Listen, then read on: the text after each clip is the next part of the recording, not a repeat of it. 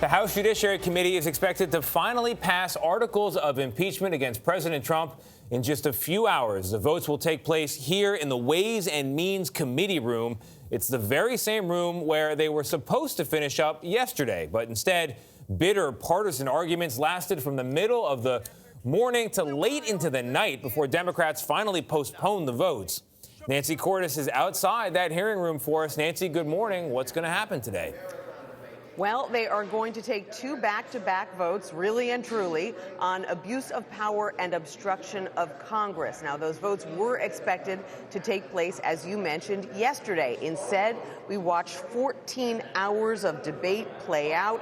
And at the end of the day, only one amendment passed, changing the name in the resolution from Donald J. Trump to Donald John Trump. Around 11:15 last night, Chairman Jerry Nadler abruptly adjourned the hearing, infuriating Republicans who said it was done so that the vote could play out on TV. You chose not to consult the ranking member on a schedule issue of this magnitude? So typical. This is the kangaroo court that we're talking about. It's more Stalin-esque than Unbelievable. Not even consult? Just Stalin-esque. Democrats say it's more transparent to hold the vote during the day and not close to midnight. Now, if and when these articles do pass today, that will lead to a full House vote to formally impeach the president sometime next week. Wednesday right now is the target day. And from there, the case heads to the Republican-controlled Senate for a trial.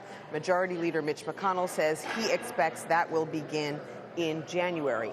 As for the president, he is already expressing his frustrations on Twitter this morning after tweeting and retweeting more than 120 times yesterday. Oh, wow, Nancy, thank you. Chief Washington correspondent Major Garrett is with us this morning. Major, good morning. Good morning, everybody. As we heard Nancy say, aiming for a full House vote next Wednesday. How is the White House going to outline its defense? The way it has throughout this process. Here's a metaphor. Anvil hammer.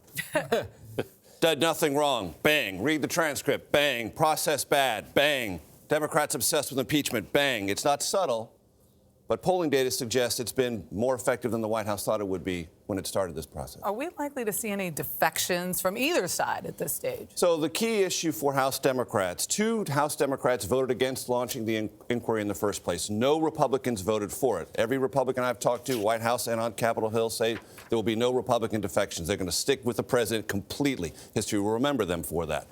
Will House Democrats who voted for the inquiry not vote for either one of these 2 impeachment articles? It is possible. I wouldn't say there's going to be a huge number of defections, but any number larger than 2, Republicans will point to and the White House will point to and say, see, this case on full public view, on television hour after hour, didn't even persuade some House Democrats. So we are, by my count, about 2 steps away from a potential trial in the Senate. So there's the Judiciary Committee vote, and then there's a full House vote, at which point it would go to the Senate for a trial. We heard Mitch McConnell. Next year, January.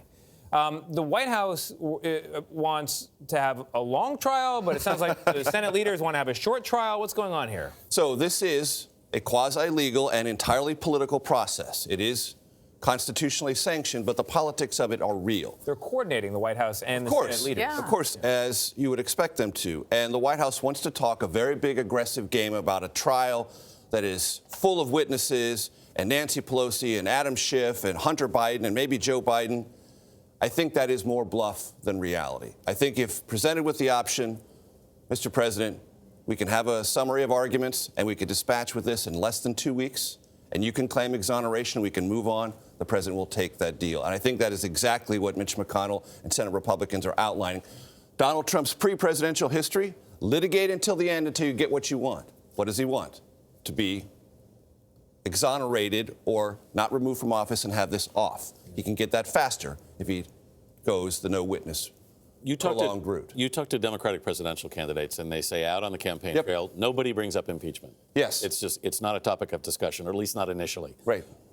Is there any regret among Democrats, you think, that they've pushed this impeachment? So I don't think there's any regret. I do really believe that you should, at this point, because impeachment is so large, take them at their word. This body of evidence looks to us so grave, so concerning, it must be dealt with. Yeah. And history will deal with us not just in the present, but in the future. That's their point of view. As I've told everyone with impeachment, it lasts forever. It is not an act that that leaves the Congress that does it or the president that's accused of it untouched. And history will be the judge. Maybe not immediately, maybe not even by November 2020 fully, but over time. All right, we'll see if any voters punish members of Congress for their votes. They'll be watching closely, I'm sure. Major, thank you very much.